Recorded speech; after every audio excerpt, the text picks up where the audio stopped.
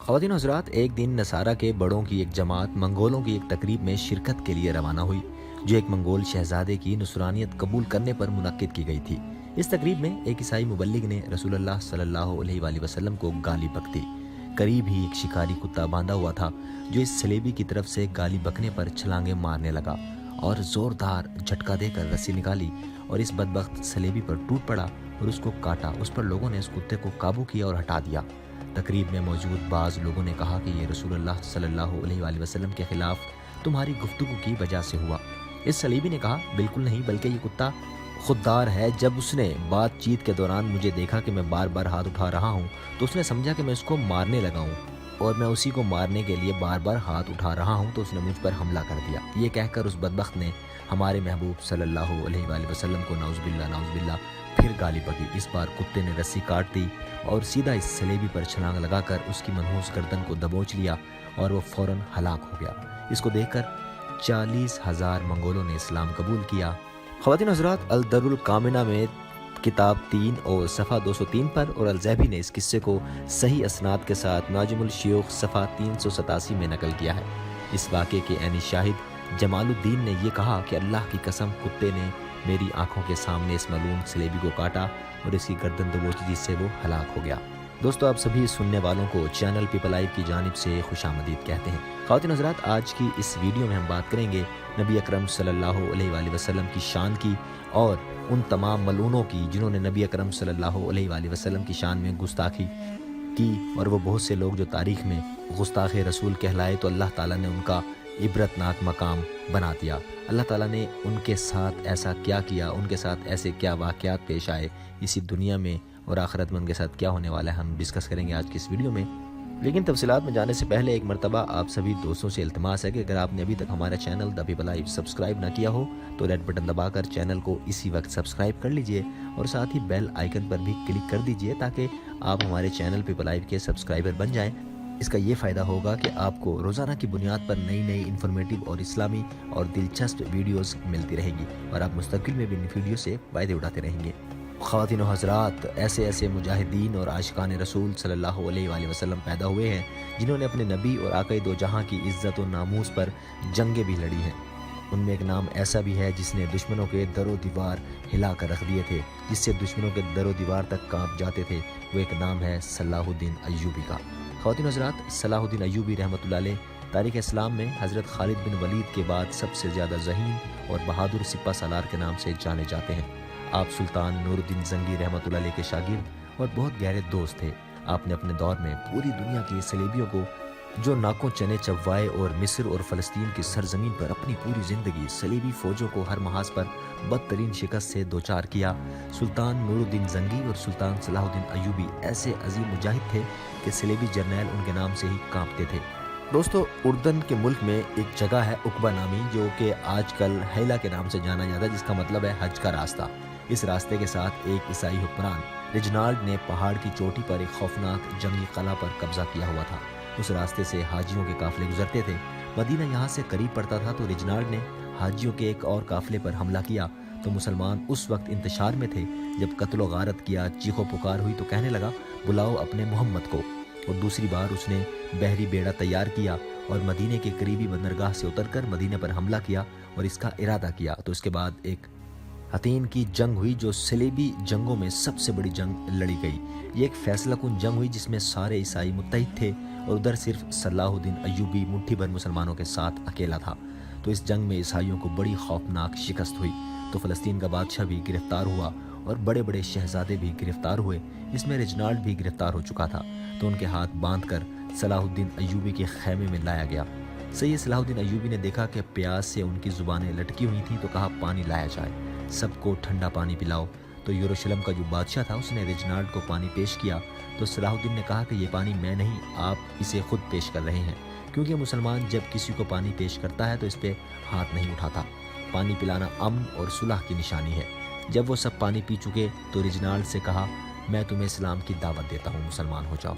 उसने कहा, मैं मुसलमान नहीं होता। तो सलाहुद्दीन अय्यूबी ने कहा कि मैंने तुम्हें 2 दफ़ा कत्ल करने की कसम खाई थी। एक जब तूने मदीना पर बहरी रास्ते से हमला करने का इरादा किया था, और एक जब तूने हाजियों के काफिले पर हमला किया था और कहा कि बुलाओ मोहम्मद को, تو نے ہمارے نبی کریم صلی اللہ علیہ وآلہ وسلم کی شان میں گستاخی کی تھی، تو آج محمد کا ایک ادنا سا غلام اس خدمت کے لیے حاضر ہوا ہے۔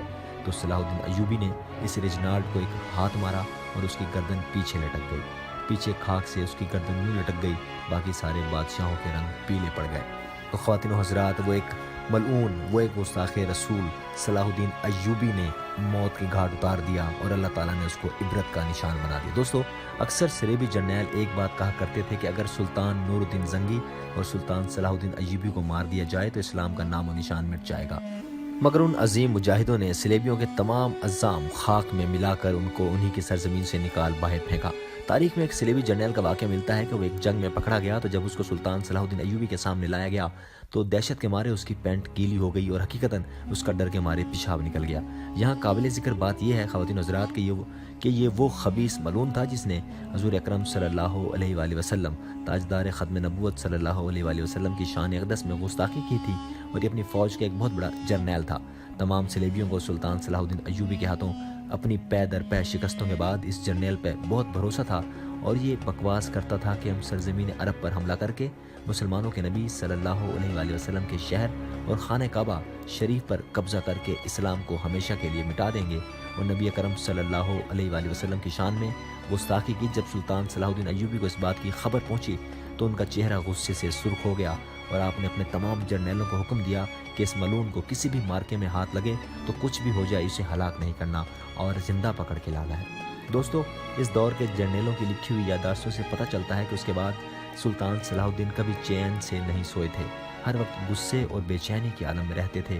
حالانکہ سلطان صلاح الدین ایوبی کی سب سے بڑی خوبی یہ تھی کہ چاہے کچھ بھی ہو جاتا، کتنا بھی نقصان ہو جاتا، آپ ہمیشہ اپنے جذبات اور دماغ پر مکمل کنٹرول رکھتے تھے۔ لیکن بات تھی یہاں آقا دو عالم صلی اللہ علیہ وآلہ وسلم کی شان کی، اور غصہ اتنا تھا کہ کیسے کوئی شخص نبی اکرم صلی اللہ علیہ وآلہ وسلم کی شان میں گستاخی کر سکتا ہے۔ انہوں نے یہ اپنا ایم بنا لیا کہ وہ گستاخ رسول صلی اللہ علیہ وآلہ وسلم کو ہمیشہ ہمیشہ کے لیے نیست و نابود کر دیں گے۔ تو ان کی رات کی نیندیں اڑ چکی تھیں۔ اس ملعون کی گستاخی کے بعد آپ کی ذہنی کیفیت یکسر بدل گئی تھی، اور فرمایا کرتے تھے کہ میرے دل میں جو آگ بھڑک رہی ہے وہ اس خبیث ملعون گستاخ رسول کے خون سے ہی ٹھنڈی ہوگی، اور میں اس کو اپنے ہاتھوں سے جہنم حاصل کر کے ساری دنیا کے کافروں کو پیغام دینا چاہوں گا کہ مسلمان سب کچھ برداشت کر سکتا ہے، نہ وہ اپنے رسول صلی اللہ علیہ وآلہ وسلم کی گستاخی کو بھولتا ہے اور نہ کسی قیمت پر اسے معاف کرتا ہے۔ یہی وجہ تھی کہ جب وہ ملعون سلطان ایوبی کے سامنے آیا تو نیچے سے گیلا ہو گیا، کیونکہ سلطان صلاح الدین ایوبی کا چہرہ غصے سے تمتما رہا تھا۔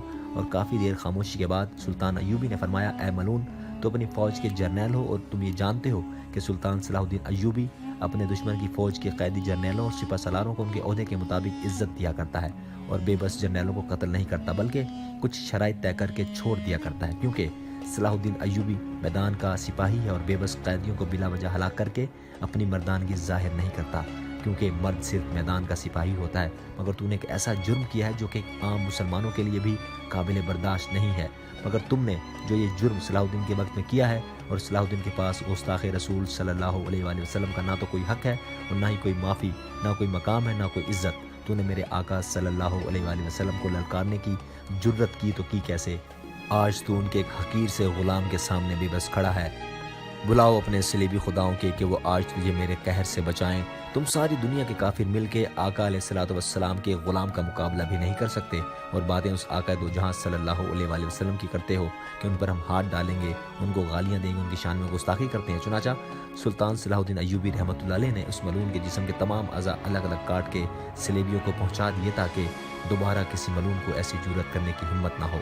خواتین و حضرات، اللہ رب العزت کے لیے تمام حمد و ثنا جو سب خوبیوں کا مالک ہے اور سارے جہان کا رب اور پالنے والا ہے۔ رب العالمین نے ہر زمانے میں بنی اور انسان کی ہدایت کے لیے پیغمبران اعظام کو مبعوث فرمایا اور اپنے پیارے محبوب صلی اللہ علیہ وآلہ وسلم کو رؤوف الرحیم بنا کر بھیجا، اور آپ کی شان و رفت کا اعلان خود اپنے کلام قرآن مجید میں اللہ تعالیٰ نے فرمایا، اور ہم نے تمہارے لیے تمہارا ذکر بلند کر دیا۔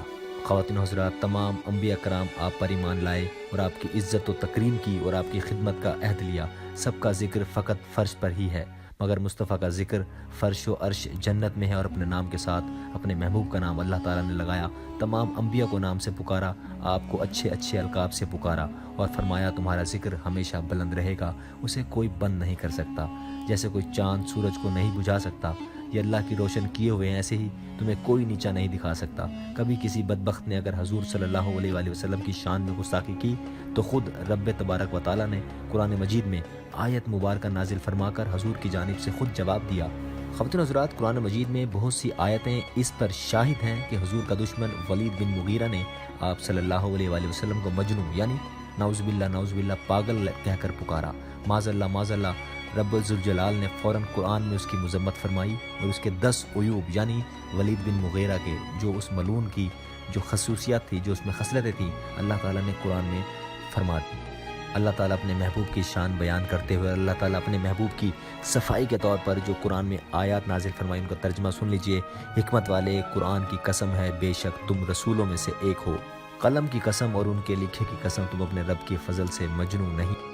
خواتین و حضرات، خود نبی اکرم صلی اللہ علیہ وآلہ وسلم کی تعریف خود اللہ تعالیٰ نے قرآن مجید میں فرمائی ہے، اور اس طرح سے انداز ایسا کہ یہ سن لیجئے، یہ ہے شان مصطفیٰ جس کا اعلان خود رب تبارک و تعالیٰ فرما رہا ہے۔ یعنی یہی نہیں کہ بلکہ مصطفیٰ کی شان میں گستاخی کرنے والے کی برائیاں تک گنوا رہے ہیں، عیب ظاہر فرما رہے ہیں۔ آپ کا گستاخ بڑا جھوٹ بولنے والا ہے، بہت جھوٹی قسمیں کھانے والا ہے، بہت ذلیل ہے، بہت تانے دینے والا ہے، بہت ادھر ادھر کی باتیں لگاتا چگل خور پھرنے والا ہے، بھلائی سے بڑا روکنے والا ہے، درست خو ہے، تند مزاج ہے، کرخت آواز والا ہے اور حد سے بڑھنے والا ہے، اور اس سے بڑھ کر یہ کہ اس کی اصل میں خطا ہے یعنی وہ حرامی ہے۔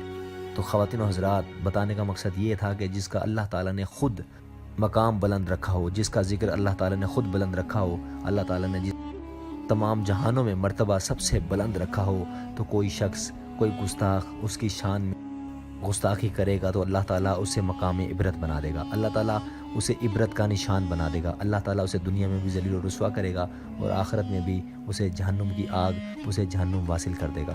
خواتین و حضرات، امید ہے کہ آج کی ویڈیو بھی آپ کو ہماری گزشتہ تمام ویڈیوز کی طرح یقیناً پسند آئی ہوگی۔ اگر ایسا ہے تو اظہار پسندیدگی ایک بہترین طریقہ یہ ہے کہ نیچے موجود کمنٹ باکس میں اپنی رائے کا اظہار بھی کیجیے گا۔ ہمیں آپ کی قیمتی رائے اور آپ کی قیمتی مشوروں کا بے چینی سے انتظار رہتا ہے۔